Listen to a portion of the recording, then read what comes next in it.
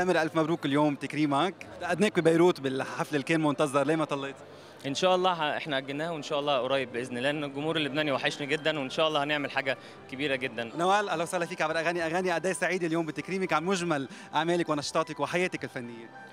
كتير سعيدة وهذا التكريم بيعني لي كتير. شو بدك تقولي لعنك؟ بتشكر ثقتهم فيي وللفانز؟ بحبهم كتير. السنة هذا التكريم الثالث، أول تكريم كان بالورلد ميوزك أوورد، ده التكريم العالمي، ومن بعده تكريم مصر أم الدنيا، وهلا اليوم بلبنان، وبيعني لي كثير إني أتكرم ببلدي. أحلام أهلا وسهلا فيك عبر أغاني. والله التكريم هذا تكريم كبير. لبنان بلد معطاء، بلد الفن. اليوم لبنان عندها بصمة كبيرة في الوسط الفني. تكريم في لبنان يعني لي أنا عن نفسي يعني لي الكثير. مبسوطة أكيد إنه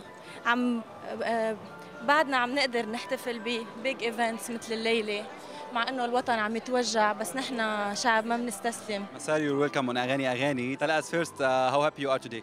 I'm extremely happy. I'm so proud to be here in Lebanon. This is a dream come true. I'm so proud to see all these Arab and Lebanese people come together and make something so beautiful. I'm winning Best International Artist today, so my emotions are extremely overwhelmed.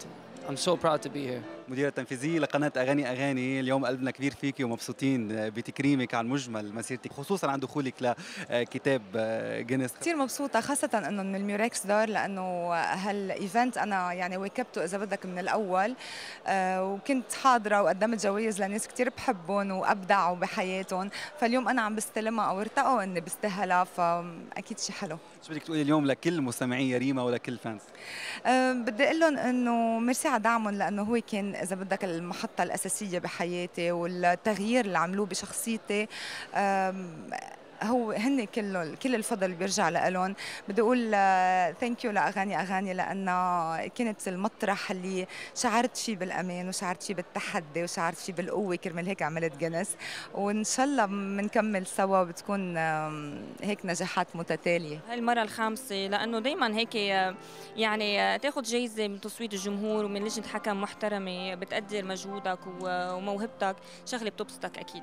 عم نشوف كثير صور على الانستغرام لتحضير العمل الجديد، كيف اصداؤه او كيف تحضيراته وايمتى رح يكون على الهواء؟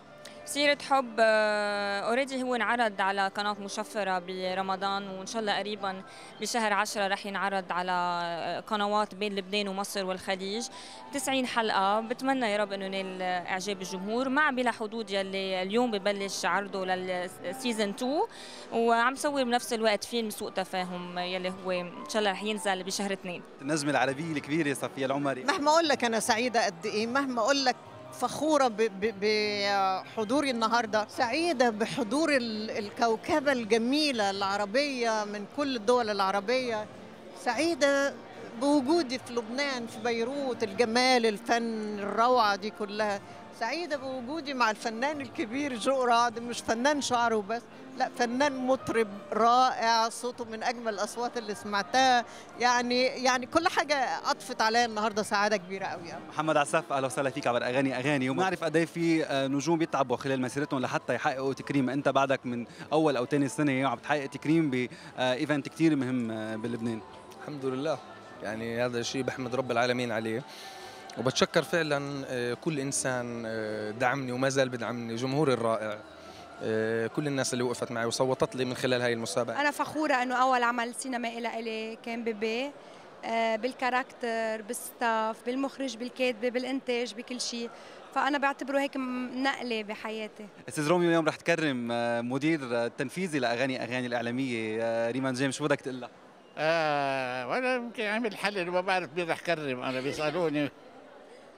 على كل حال ست بحبها كثير انا، وبحب كرمها لانه بتستاهل، هيدي بس سيلف وومن مش بس سيلف وومن، عملت حالها بحالها، هلا بنبقى نحكي فيها اكثر بمحبه اكثر، بحب اكثر لانه بحبها كثير. مبسوط بالتكريم على اكيد، ومبسوط اكثر بهيدي الجامعه الحلوه، بهيدي الصوره اللي عم توصل عن لبنان، الصوره الحقيقيه، هاي الجامعه الحلوه اللي فيها لبنان الفرح، لبنان اللي طول عمره بيصدر احتفالات وفن جميل بدنا نرجع هيدي الصورة الحلوة للبنان. أكيد كتير مبسوطة إنه عم بربح أفضل فنانة استعراضية. عبالك السنة الجاية يربح ستوب كمان يكون ألبوم من أجمل ألبومات العام؟ إن شاء الله إن شاء الله أكيد. أصلا اليوم حأحكي فيه لألبومي لأنه هو ساهم أكيد بكل شيء يعني بيساعد الألبوم.